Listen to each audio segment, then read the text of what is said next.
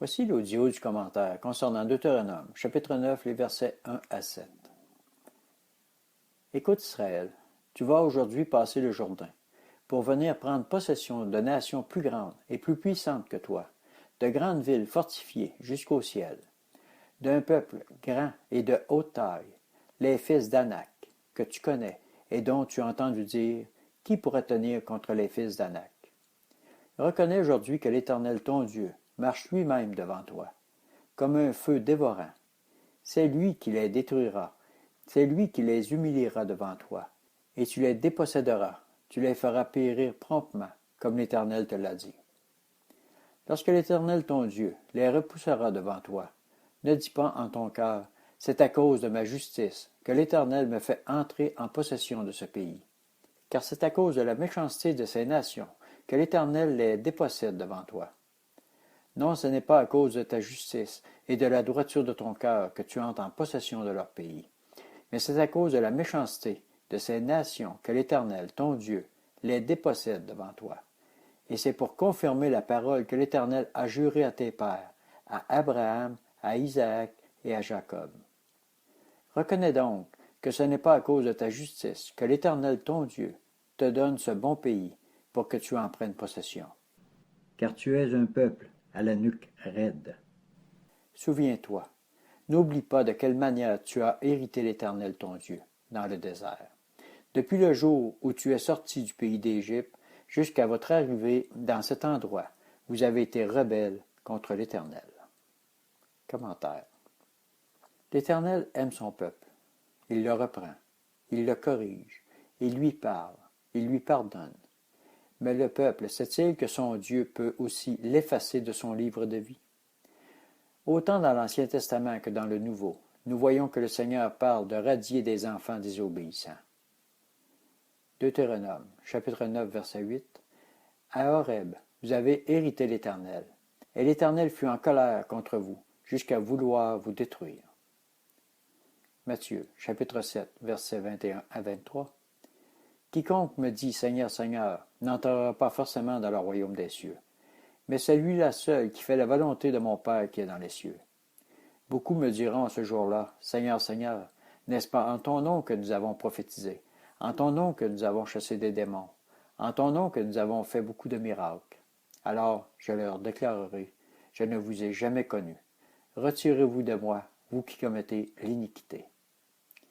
Jean, chapitre 15, verset 6. Si quelqu'un ne demeure pas en moi, il est jeté dehors comme le sarment, et il sèche. Puis l'on ramasse les sarments, on les jette au feu, et ils brûlent. Apocalypse, chapitre 3, les versets 1 à 5. Écrit à l'ange de l'église de Sardes. Voici ce que dit celui qui a les 7 esprits de Dieu et les 7 étoiles. Je connais tes œuvres. Tu as le renom d'être vivant, mais tu es mort. Sois vigilant et affermis le reste qui allait mourir, car je n'ai pas trouvé tes œuvres parfaites devant mon Dieu. Rappelle-toi donc comment tu as reçu et entendu la parole. Garde-la et repens-toi. Si tu ne veilles pas, je viendrai comme un voleur, et tu ne sauras point à quelle heure je viendrai te surprendre.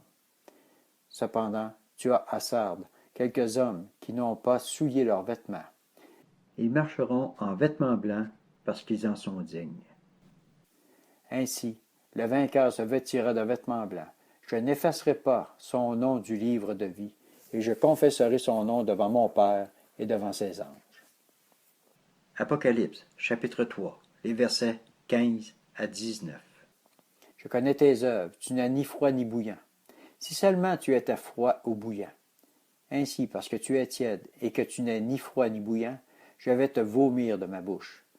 Parce que tu dis, je suis riche, je me suis enrichi, et je n'ai besoin de rien, et parce que tu ne sais pas que tu es malheureux, misérable, pauvre, aveugle et nu, je te conseille d'acheter chez moi de l'or éprouvé par le feu, afin que tu deviennes riche, et des vêtements blancs, afin que tu sois vêtu, et que la honte de ta nudité ne paraisse pas, et un collier pour oindre tes yeux, afin que tu vois. Moi, je reprends et je corrige tous ceux que j'aime. Aie donc du zèle et repens-toi. À la lumière de ces versets, que dirons-nous donc? Le Seigneur me connaît et il m'aime comme je suis. Avec une telle affirmation, le diable se frotte les mains. Oui, nous avons un avocat auprès du Père, mais ce n'est pas pour que nous marchions selon nos propres pensées et convoitises. C'est pour que nous marchions selon ses commandements, pour être ses amis. Jean, chapitre 15, verset 14. Vous êtes mes amis, si vous faites ce que je vous commande. N'est-il pas écrit dans Jean 15 que celui qui porte du fruit, il l'émonde pour qu'il en porte davantage? Mais celui qui n'en porte pas, il le retranche pour le jeter au feu. N'est-il pas écrit dans Matthieu, chapitre 7, qu'il ne connaît pas ces gens qui proclament avoir fait des miracles au nom glorieux de Jésus-Christ? Et dans Matthieu, chapitre 24, qu'arrive-t-il aux boucs et aux brebis?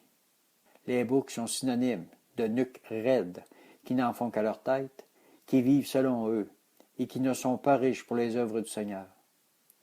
Jésus nous a bien avertis dans Marc, chapitre 13, versets 33 à 37. Prenez garde, veillez et priez, car vous ne savez quand ce sera le moment. Il en sera comme d'un homme qui part en voyage, laisse sa maison, donne pouvoir à ses serviteurs, à chacun sa tâche, et commande au portier de veiller. Veillez donc, car vous ne savez quand viendra le maître de la maison, le soir, ou au milieu de la nuit, ou au chant du coq, ou le matin. Craignez qu'il n'arrive à l'improviste et ne vous trouve endormi. C'est ce que je vous dis, je le dis à tous, veillez.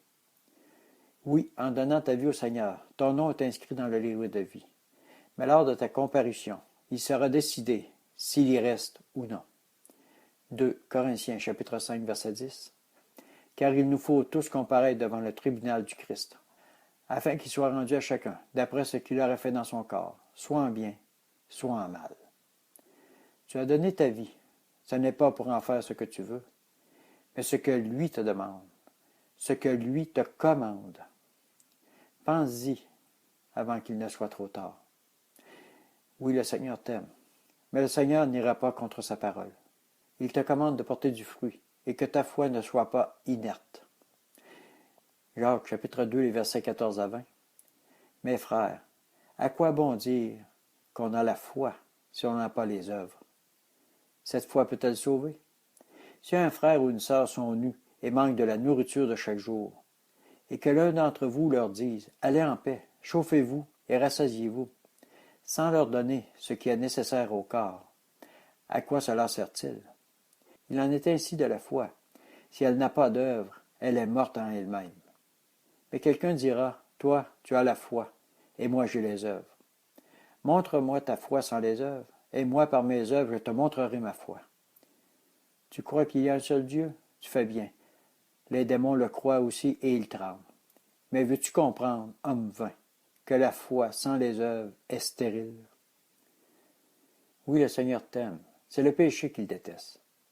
Et si tu ne portes pas de fruits, tu es en danger. Ne sois pas un peuple à la nuque raide. 2 Pierre, chapitre 2, les versets 4 à 11. Par elle, les promesses les plus précieuses et les plus grandes nous ont été données, afin que par elle vous deveniez participants de la nature divine, en fuyant la corruption qui existe dans le monde par la convoitise.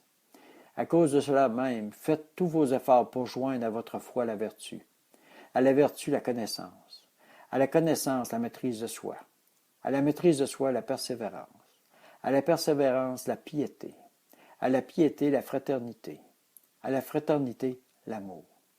En effet, si ces choses existent en vous et s'y multiplient, elles ne vous laisseront pas sans activité, ni sans fruit pour la connaissance de notre Seigneur Jésus-Christ. Mais celui qui ne les possède pas est un aveugle.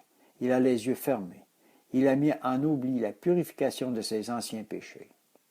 C'est pourquoi, frères, efforcez-vous d'autant plus d'affermir votre vocation et votre élection. En le faisant, vous ne broncherez jamais. C'est ainsi qu'il vous sera largement accordé l'entrée dans le royaume éternel de notre Seigneur et Sauveur Jésus-Christ. Seigneur, que ton nom est grand. Que ton règne s'installe dans le cœur de chacun qui est ton peuple. Que tes commandements soient comme un feu intense à l'intérieur de chacun de nous, pour que nous allions et que nous portions du fruit pour ton royaume, Seigneur. Je te prie, Père, au nom glorieux de Jésus-Christ. Amen.